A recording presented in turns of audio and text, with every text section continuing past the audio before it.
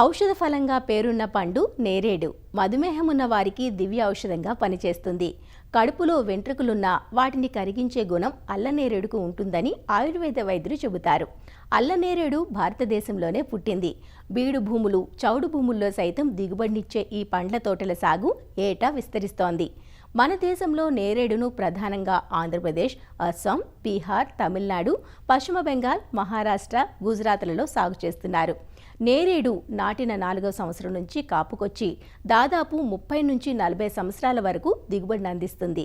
మేలైన యాజమాన్యంతో ఒక్కో చెట్టు నుంచి 80 నుంచి 100 కిలోల దిగుబడి తీసుకునే అవకాశం ఉంది. నేరేడుకు చీడపీడలు తక్కువ. ఇన్ని సుగుణాలున్న అల్లనేరేడు సాగు విశేషాలు అన్నదాతలు ఇప్పుడు చూద్దాం.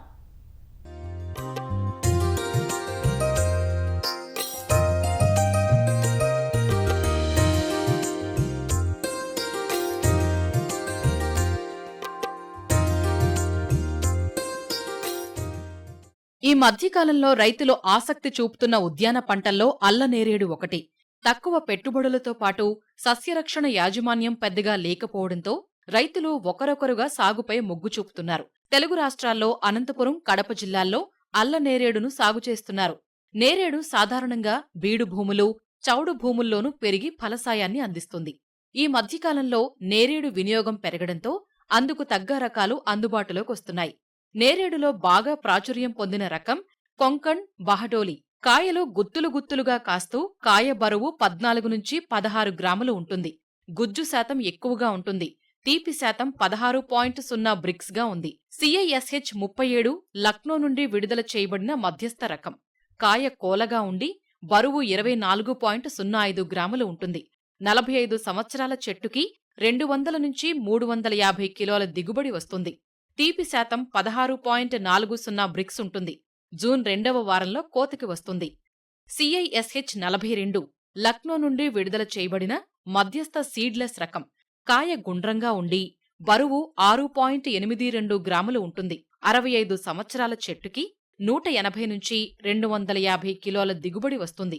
తీపి శాతం 14.7 బ్రిక్స్. గోమా ప్రియాంక ఎర్లీ రకం. చెట్టు కొంచెం ఎత్తు తక్కువగా ఉండి కాయ బరువు సుమారు 19.80 గ్రాములుగా ఉంటుంది. తీపి శాతం 16.86 బ్రిక్స్. 8 సంవత్సరాల చెట్టుకి 44 కిలోలు దిగుబడి వస్తుంది. AJG 85 కాయ బరువు 12 నుంచి 15 గ్రాములు ఉంటుంది. అల్లనేరేడు ఉష్ణమండల, ఉప ఉష్ణమండల ప్రాంతాల్లో పెరుగుతుంది. నీటి ఎద్దడిని కూడా కొంతవరకు తట్టుకుంటుంది. అన్ని రకాల నేలలు సాగుకు అనుకూలం. నేల ఉదజని సూచిక 10.5 వరకు ఉన్న నేలల్లో కూడా సాగు చేయవచ్చు. క్షీణించిన భూములు, ఉప్పు చౌడు భూములు, 4 నుంచి 7 రోజులు నీరు నిల్వ ఉన్న నేలలు కూడా అనుకూలమే. నేరేడును కొమ్మంటు పద్ధతి లేదా వెడ్జ్ గ్రాఫ్టింగ్ విధానంలో ప్రవర్ధనం చేస్తారు. 6 నెలల నుంచి సంవత్సరం వయసున్న అంటు మొక్కలను ఎన్నుకోవాలి. రైతులు పరిశోధనా స్థానాలు, గుర్తింపు పొందిన నర్సరీల నుండి మాత్రమే కొనుగోలు చెయ్యాలి. జులై నుండి ఫిబ్రవరి వరకు నేరేడు నాటడానికి అనుకూలం. ఎత్తైన బెడ్లపై నాటుకుంటే మంచి దిగుబడులు వస్తాయి.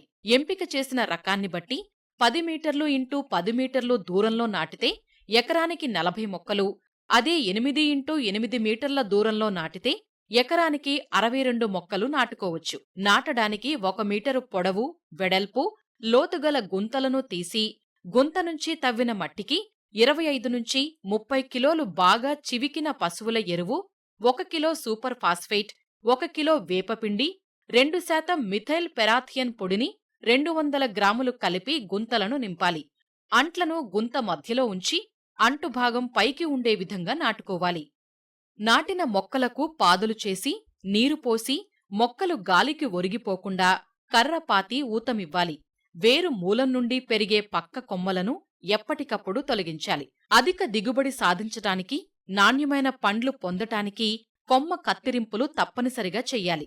మొక్క మొదలు నుంచి 60 నుంచి 100 సెంటీమీటర్ల వరకు ఎటువంటి కొమ్మలను రానియకూడదు. ప్రధాన కాండంపై 2 లేదా 3 బలమైన కొమ్మలను ఎన్నుకుని పెరగనివ్వాలి. మిగతావి తీసివెయ్యాలి. 3 నుండి 5 బలమైన కొమ్మలు అన్ని దిక్కులలో పెరిగేలా చూడాలి. వాటిమీద ద్వితీయ శాఖలు పెరిగేలా, గాలి వెలుతురు బాగా ప్రసరించేలా చూడాలి. అల్లనేరేడులో ప్రతి సంవత్సరం కత్తిరింపులు అవసరం లేదు. కాని ఎండు పుల్లను, వ్యాధి సోకినా అడ్డదిడ్డంగా పెరిగిన కొమ్మలను తీసివెయ్యాలి. మొక్క నాటిన తరువాత 3-4 సంవత్సరాల వరకు మొక్కల మధ్య ఖాళీ ప్రదేశంలో అంతర పంటలు వేయవచ్చు. ఈ ఖాళీ భాగంలో జనుము, పిల్లి పెసర చల్లి 45 రోజులు అంటే పూత వచ్చే ముందు దున్నటం చేస్తే భూమి సారం పెరుగుతుంది. వేరుశనగ, అలసందలు, పెసలు, అండు కొర్రలు వంటి అంతర పంటలను లాభసాటిగా వర్షాకాలంలో వేసుకోవచ్చు. లేత తోటలు, కొత్తగా నాటిన మొక్కలు ఎదగడానికి నీరు ఇవ్వాలి. లేత తోటలకి తక్కువలో తక్కువ 8-10 నీటి తడులు, ముదురు తోటలకి 4-5 నీటి తడులు ఇవ్వాలి. వర్షపు నీటిని ఒడిసి పట్టడానికి ఇంకుడు గుంతలు తీయాలి. డ్రిప్ పద్ధతిలో నీరు ఇవ్వడం వలన నీటిని ఆదా చేసుకోవచ్చు. నీరు ఇవ్వకుండా మొక్కలను సెప్టెంబర్ నుంచి డిసెంబర్ వరకు బెట్టకు గురిచేస్తే ఫిబ్రవరిలో పూత వస్తుంది. పిందె ఏర్పడే దశలో, పిందె పెరిగే దశలో నీటిని అందివ్వాలి. దీనివల్ల పిందె రాలడాన్ని తగ్గించుకోవచ్చు. మొక్క మొదట్లో పాలిథీన్ షీట్, వరి పొట్టు, వేరుశనగ పొట్టును ఆచ్ఛాదనగా వేసుకోవడం వల్ల కలుపు నివారించడమే కాకుండా నేలలో తేమ ఆవిరి కాకుండా ఉపయోగపడుతుంది. అంటుమొక్కలు నాటిన 4-5 సంవత్సరాలకు మొదటి ఫలసాయం అందివస్తుంది. అల్ల నేరేడులో కొత్త చిగురు 2 దఫాలుగా వస్తుంది. ఫిబ్రవరిలో 5-10 నెలలు ముదిరిన కొమ్మల మీద మాత్రమే ఎక్కువ పూత వస్తుంది. అక్టోబర్లో కూడా కొన్ని మొక్కల్లో తక్కువ పూత వస్తుంది. హెక్టారుకి 10-12 తేనెటీగల పెట్టెలను ఉంచటం వల్ల ఫలదీకరణ బాగా జరిగి ఎక్కువ దిగుబడి సాధించవచ్చు. 60 ppm జిబ్బరిలిక్ ఆమ్లం పూత దశలో ఒకసారి, పిందె ఏర్పడిన దశలో మరోసారి 15 రోజుల వ్యవధిలో 2 సార్లు పిచికారీ చేయటం వలన పూత, పిందె రాలడాన్ని అరికట్టవచ్చు. అల్ల నేరేడు కాయ ఎదుగుదల 3 దశలలో ఉంటుంది. మొదటి దశ ఫలదీకరణ జరిగిన 15-52 రోజుల మధ్య, రెండవ దశ 52-58 రోజుల మధ్య, మూడవ దశ 58-60 రోజుల మధ్య ఉంటుంది. మొదటి దశలో కాయ ఆకుపచ్చ రంగులో ఉండి ఎదుగుదల తక్కువగా ఉంటుంది. రెండవ దశలో కాయ ఎదుగుదల చాలా ఎక్కువగా ఉండి రంగు మారుతూ ఉంటుంది.